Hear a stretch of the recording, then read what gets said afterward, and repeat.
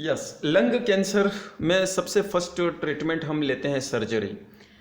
हमारी मर्जी नहीं चलती है कि फर्स्ट हम सर्जरी ही ले लें, ठीक है। मर्जी चलती है पेशेंट्स के रिस्पांस की। पेशेंट का रिस्पांस किस तरह से है, उसका कैंसर कैसा है, उसका टाइप कौन सा है, उस कौन सी स्टेज पे है, सीवियरिटी कैसी है, किस टाइप का कैंसर है, कौन से ऑर्गन का कैंसर है, इन सब चीज़ों पे डिपेंड करता है कि हम सर्जरी पहले लें या कीमोथेरेपी पहले लें या रेडिएशन थेरेपी पहले लें। लेकिन इतना कहना चाहूँगा कि सर्जरी, कीमोथेरेपी, रेडिएशन, फोटोडायनेमिक, ये सारी जो थेरेपीज रहती है, इम्यूनोलॉजी थेरेपी, ठीक है, बायोलॉजिकल थेरेपी, हार्मोनल थेरेपी, ये सारी थेरेपीज आपस में एक रिंग बनाकर हैं। मतलब कि वो सभी कॉम्बिनेशन फॉर्म में चल सकती हैं। डिपेंड करता है कि मैंने अभी जो जो फैक्टर्स बताए पेशेंट से रिलेटेड, उन पर डिपेंड करता है कि पहले कौन सी थेरेपी चलेगी, कौन सी थेरेपी बाद में चलेगी, कौन सी थेरेपी साथ साथ में चलानी है, कौन सी थेरेपी नहीं चलानी है, राइट। ये सब डिसाइड होता है उस पर कैंसर के लक्षणों पे और पेशेंट के रिस्पॉन्स पे और डॉक्टर्स के ऑर्डर पे, राइट।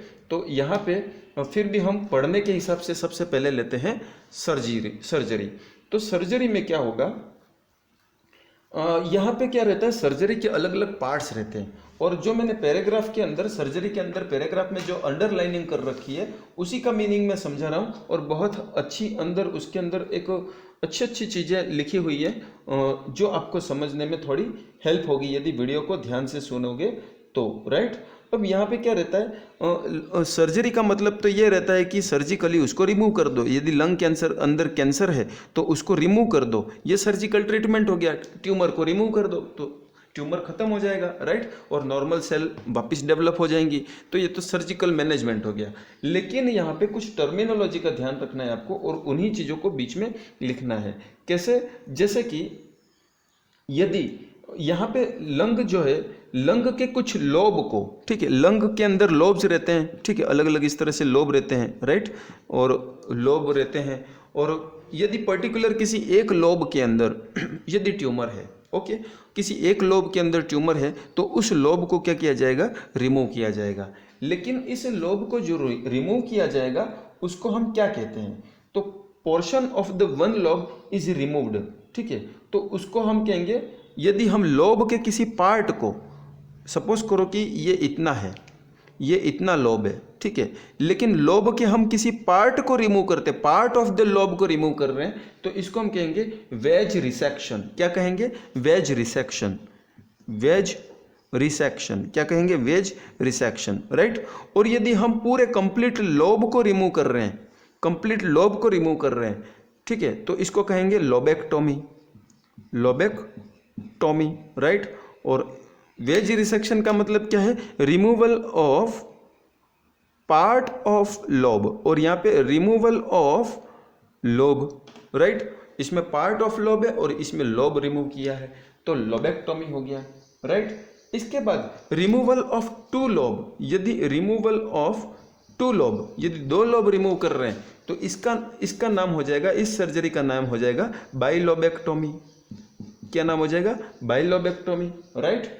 इसी तरह से यदि हम लंग्स के सेगमेंट को रिमूव करें, ठीक है, लंग्स टिश्यू को रिमूव करें, removal of the one segment of the lungs tissue, lungs tissue के किसी एक सेगमेंट को रिमूव करें, तो सेगमेंट के पहले हम एक चीज और ले लेते हैं, यदि एंटायर लंग को, पूरे लंग को रिमूव करें, राइट, पूरे लंग्स को, रिमूवल ऑफ, मैं यहाँ पे लिख लेता हूँ, रिमूवल ऑफ एंटायर लंग, मतलब पूरे लंग्स को यदि हम रिमूव करें तो उसके लिए वर्ड आता है न्यूमेक्टोमी। क्या वर्ड आता है, न्यूमेक्टोमी, न्यूमेक्टोमी, राइट। इसी तरह से हम पूरे लंग्स को नहीं रिमूव करें और लंग के सेगमेंट को रिमूव करें, ठीक है, तीन इस तरह के सेगमेंट रहते हैं, अपर, मिडिल, लोअर, ठीक है। यदि हम लंग्स टिश्यू को सेगमेंट के रूप में रिमूव करते हैं तो वो कहलाएगा सेगमेंटल रिसेक्शन। क्या कहलाएगा, सेगमेंटल रिसेक्शन। तो मैं उसको यहाँ पे लिख लेता हूँ, सेगमेंटल रिसेक्शन। तो इस तरह से अलग अलग डिफरेंट सर्जरी को हम इस तरह से नाम देते हैं, ओके। तो इसको यदि आप फिर से देखना चाहो तो वीडियो को पीछे करके वापस फिर से रिवाइज कर सकते हो, ओके।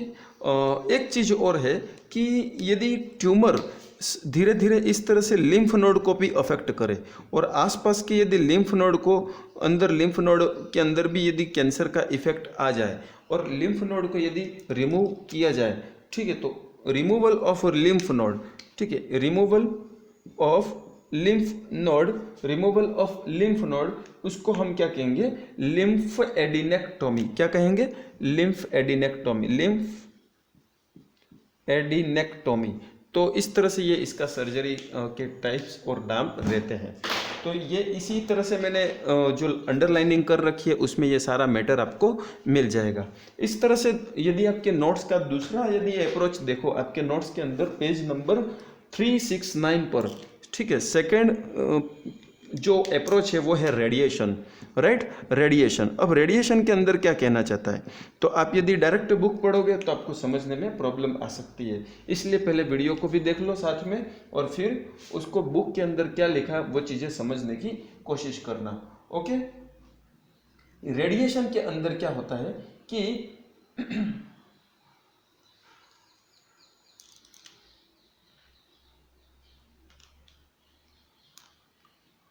यहाँ पे क्या होता है कि कुछ, जैसे ये चेस्ट है, ओके, और ये चेस्ट एरिया हो गया, राइट, ये एब्डोमेन हो गया, ये पेल्विक हो गया, ये एब्डोमेन हो गया, ये चेस्ट एरिया हो गया, चेस्ट।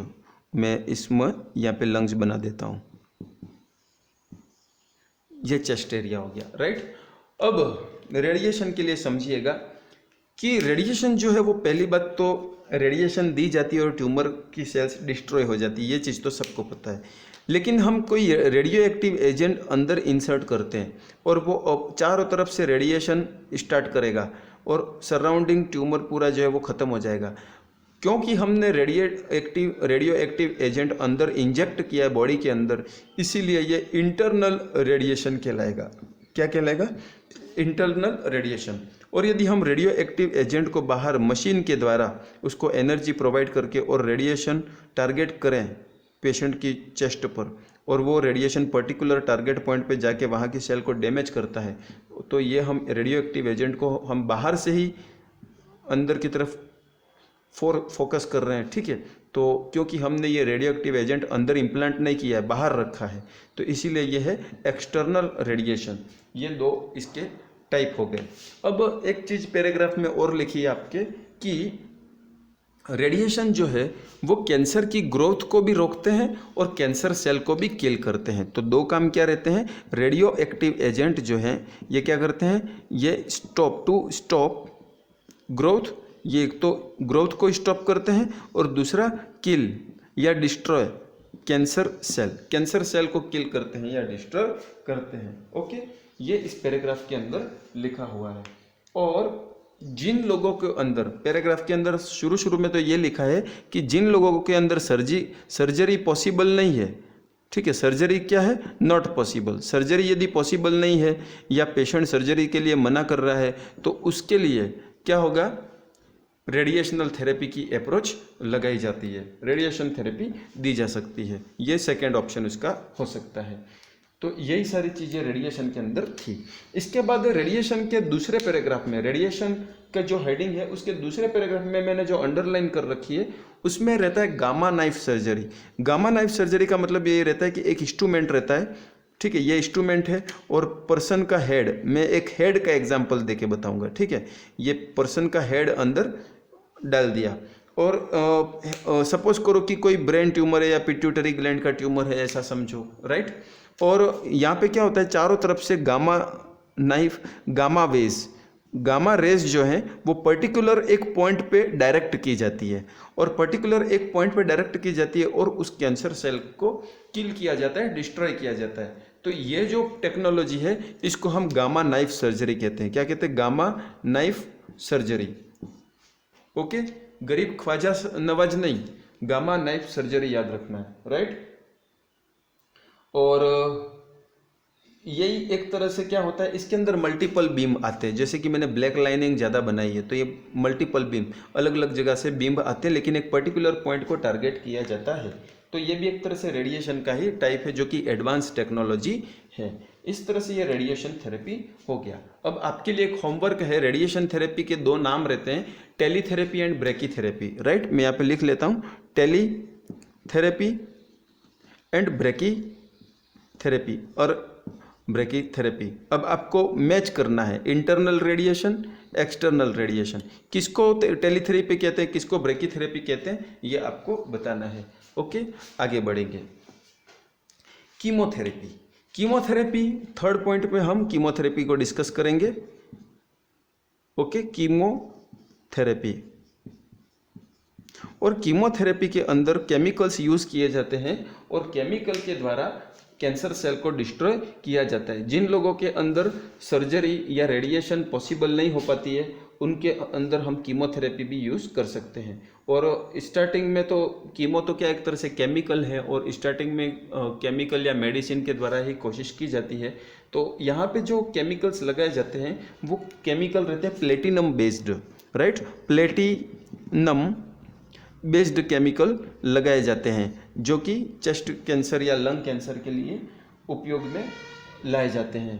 और ये जो केमिकल रहते हैं ये या तो ग्रोथ को स्टॉप करेंगे, ठीक है, growth, stopping the cancer growth, या फिर किल कैंसर सेल, या तो कैंसर सेल की ग्रोथ को स्टॉप करेंगे या कैंसर सेल को किल करेंगे।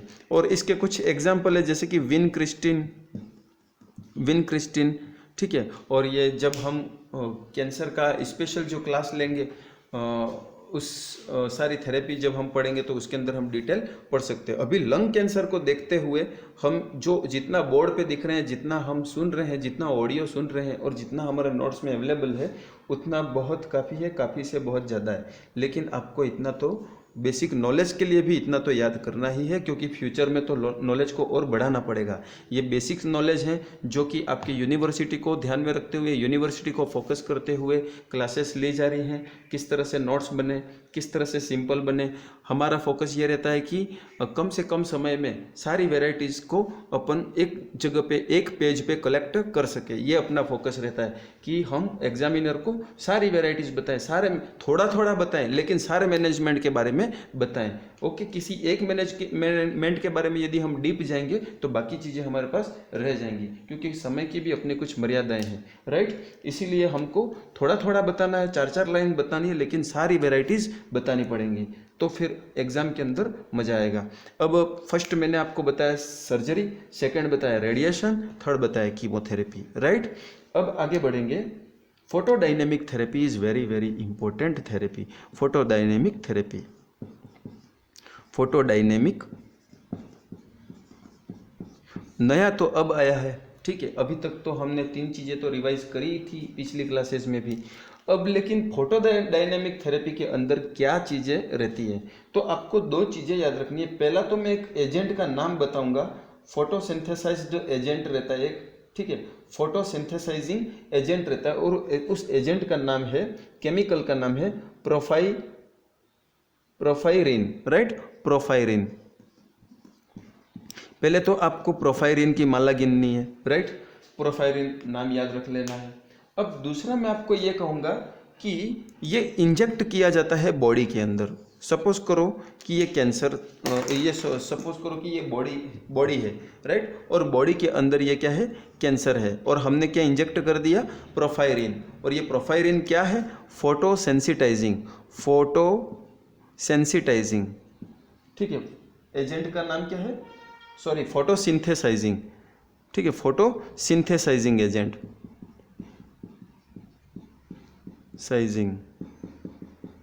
फोटोसिंथेसाइजिंग एजेंट है जिसका नाम क्या है, प्रोफाइरिन। और हमने कहाँ इंजेक्ट किया, बॉडी के अंदर इंजेक्ट किया। और ब्लैक कलर का क्या है, ब्लैक, ये ट्यूमर है, right, this is the tumour, okay, this is the tumour या कैंसर, ये क्या है, कैंसर है। अब देखिएगा कि जिन लोगों के अंदर सर्जरी, कीमोथेरेपी, रेडिएशन थेरेपी यदि ज़्यादा से रिस्पांस नहीं दिए जाते, उनके अंदर ये प्रोसीजर किया जाता है। बॉडी के अंदर ट्यूमर है और हमने क्या इंजेक्ट कर दिया, प्रोफाइरिन इंजेक्ट कर दिया। अब प्रोफाइरिन का नेचर ऐसा रहता है कि ये यदि वेवलेंथ की लाइट, ठीक है, पर्टिकुलर टाइप की वेवलेंथ के संपर्क में आए तो ये रेडिएशन क्रिएट करेगा, ठीक है, और एक एनर्जी क्रिएट करेगा, टॉक्सिन्स प्रोडक्शन करेगा, टॉक्सिन चीज़ें बनाएगा। तो हम क्या करते हैं, हमने ये चीज़ इंजेक्ट कर दी और यहाँ से क्या करते हैं, हमने पर्टिकुलर वेवलेंथ, ठीक है, सर्टेन वेवलेंथ, अब इसके बारे में हमको ज़्यादा डिटेल नहीं याद रखना है, वेवलेंथ याद रखना है। पर्टिकुलर वेवलेंथ की किरणें जो है इस पे बॉडी पे इम्प्लांट की जाती है, और ये किरणें जब इस केमिकल के पास जाएंगी तो ये केमिकल क्या रिलीज करेंगे, टॉक्सिन रिलीज करेंगे। क्या रिलीज करेंगे, टॉक्सिन। और ये जो टॉक्सिन है ये कैंसर सेल को क्या करेगा, किल करेगा, डिस्ट्रॉय करेगा। तो ये मैंने जो डायग्राम के अंदर बताया है यही पिक्चर क्या है, फोटोडायनेमिक थेरेपी है। तो मैंने कुछ अंडरलाइन भी कर रखा है और जो पर्टिकुलर टर्म है उनको ब्लॉक में भी लिख रखा है, और इसी को अपन क्या कहते हैं, फोटोडायनेमिक थेरेपी कहते हैं। ओके, और ये जो वेवलेंथ रहती है ये हैंडल्ड वेंड इक्विपमेंट का नाम है, वहाँ से डायरेक्टली ये इम्प्लांट की जाती है बॉडी पे, और ये प्रोफायरिन जो बॉडी के अंदर है वो टॉक्सिन रिलीज करता है और वो कैंसर को डिस्ट्रॉय करते हैं। तो ये क्या है, फोटोडायनेमिक थेरेपी। ओके, इतना प्रोसीजर आपको याद रखना है, ज़्यादा डिटेल नहीं जाना है। आगे बढ़ेंगे, radio frequency ablation, 5th number है रेडियो फ्रीक्वेंसी एब्लेशन। और रेडियो फ्रीक्वेंसी एब्लेशन क्या है, तो यहाँ पे देखिएगा, रेडियो फ्रीक्वेंसी एब्लेशन का मतलब ये है कि यहाँ पे रेडिएशन तो दिए जाएंगे, रेडिएशन टेक्नोलॉजी तो यूज़ की जाएगी, राइट, लेकिन यहाँ पे क्या होगा कि एक निडल जो है वो स्किन के अंदर इंसर्ट की जाएगी। मतलब कि ये बॉडी है और ये बॉडी की स्किन समझ लो, ठीक है, ये बॉडी की स्किन समझ लो, और बॉडी के अंदर क्या है, ट्यूमर है, कैंसर है, राइट। अब रेडियो फ्रीक्वेंसी एब्लेशन में क्या होगा, एक स्किन के थ्रू एक निडल इंजेक्ट की जाएगी। अब सपोज करो कि ये क्या है, निडल है, निडल हमने क्या करी, इंजेक्ट करी, इंसर्ट की, किसके थ्रू, स्किन के थ्रू, स्किन के थ्रू हमने क्या करी, निडल इंजेक्ट करी, राइट, और ट्यूमर को किल करने के लिए। अब यहाँ पे क्या करते हैं, सीटी स्कैनिंग की मदद से, सीटी स्कैनिंग की मदद से हम ये पता करते हैं कि ट्यूमर की लोकेशन कहाँ है और निडल कहाँ इंजेक्ट करनी है, क्योंकि ट्यूमर तो हमको ऐसे तो दिखेगा नहीं, ठीक है, फील भी नहीं होगा, एक्सरे में भी इसकी डिटेल स्ट्रक्चर नहीं फाइंड आउट होता है। तो सीटी स्कैन के गाइडेंस से हम क्या करते हैं, निडल इंजेक्ट करते हैं स्किन के थ्रू बॉडी के अंदर, राइट। अब क्या होगा कि electrical energy transmitted to the tip of the needle, needle के द्वारा इलेक्ट्रिकल एनर्जी यहाँ से ट्रांसमिट की जाती है, और ये इलेक्ट्रिकल एनर्जी कहाँ जाएगी, बॉडी के अंदर जाएगी, राइट। और ये जो इलेक्ट्रिकल एनर्जी जो है वो कैंसर टिश्यू को क्या करेगी, किल करेगी, कैंसर टिश्यू को क्या करेगी, kill the cancer cell, cancer cell को ये इलेक्ट्रिकल एनर्जी क्या करेगी, किल करेगी, पहली चीज ये करेगी, राइट। दूसरा ये एनर्जी क्या करेगी कि क्लोज करेगी, क्या क्लोज करेगी, उन आर्टरीज को क्लोज करेगी जो कैंसर को ब्लड सप्लाई कर रही है, right, close the artery which supply blood to the cancer, right, which supply blood to the cancer।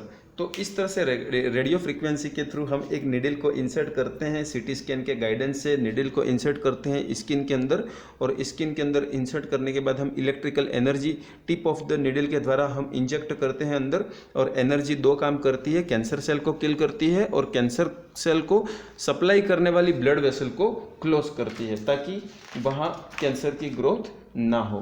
तो इस तरह से ये सारे क्या थे, मेडिकल मैनेजमेंट थे, ओके। और नर्सिंग डायग्नोसिस के लिए मैं आपको भले यहाँ पे ये कुछ प्री ऑपरेटिव और पोस्ट ऑपरेटिव केयर रिलेटेड मैं आपको नोट्स के अंदर अवेलेबल करवा दूंगा, आपको रीड आउट करना है, और नर्सिंग केयर प्लान इसका भी बनाना है, nursing care plan on patient with nursing care plan for patient with lung cancer, right. ये आपका क्या हो जाएगा, होमवर्क। और लिंक को जरूर देखिए, उस लिंक जो मैंने लिंक भेजी है उसको जरूर देखिए आप, उस लिंक के अंदर आपको सारे डायग्नोसिस मिल जाएंगे, सारे डिजीज कंडीशन के डायग्नोसिस मिल जाएंगे। और उसके बाद भी यदि कोई प्रॉब्लम आती है तो आपको मुझे स्टार्टिंग में जैसे ही आपको प्रॉब्लम समझ में आती है तुरंत मुझे इन्फॉर्म करें, क्योंकि समय अपने पास बहुत कम है और एंड टाइम में सभी एक साथ प्रॉब्लम्स लेके आएंगे तो अपन सभी का सॉल्यूशन एक समय पर नहीं कर सकते हैं, और हो सकता है कि आपके एग्ज़ाम के लिए बहुत ज़्यादा देर हो जाए और उसके बाद तो ये प्रॉब्लम इरिवर्सिबल हो जाएगी, उसको फिर हम सॉल्व नहीं कर पाएंगे और उसका जो भी लॉस है वो आपको ही भुगतना पड़ सकता है। इसलिए अभी से जागते रहो, अलर्ट रहो और सारे वीडियोस देखो। जैसे ही अपडेट होता है तुरंत उसी दिन वीडियो देख लो, उसी दिन नोट्स बना लो और रिवाइज करना, डेली उसका रिवीजन करना शुरू करो, राइट। क्योंकि ये तो थ्योरेटिकल पार्ट है, प्रैक्टिकल के प्रोसीजर भी यदि सीखने हैं तो जल्दी से जल्दी थ्योरी को कवर करना पड़ेगा। All the best.